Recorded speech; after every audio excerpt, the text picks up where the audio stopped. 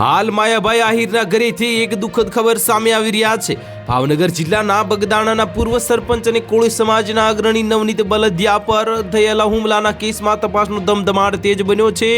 આ કેસમાં રચાયેલી સ્પેશિયલ ઇન્વેસ્ટિગેશન ટીમ એટલે કે એસઆઈટી દ્વારા જાણીતા લોક સાહિત્યકાર માયાભાઈ આહિરના પુત્ર જયરાજ આહિરને ફરી એકવાર પૂછપરછ કરવા માટે તેડું મોકલવામાં આવ્યું છે અને આજે સમન્સના પગલે જે જયરાજ આહિર ભાવનગર રેન્જ આઈજીની કચેરીએ હાજર થયો હતો અને બગદાણાના કોળી અગ્રણી પર થયેલા હુમલાની કડીઓ મેળવવા માટે એસઆઈટી દ્વારા ઝીણવટભરી તપાસ ચાલી રહી છે।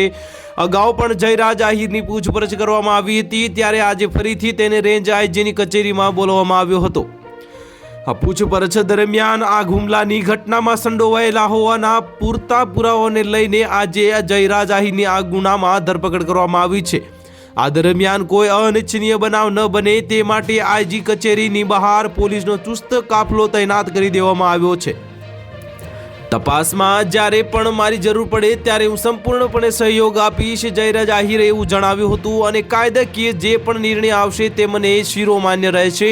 બગદાણા હુમલા કેસમાં અત્યાર સુધીમાં નાજુ કામળિયા, રાજુ ભમર, આતુ ભમર, વિરેન્દ્ર પરમાર, સતીશ વનાળિયા, ભાવેશ સોલાળા, વીરુ સૈડા, પંકજ મેરની ધરપકડ કરવામાં આવી હતી।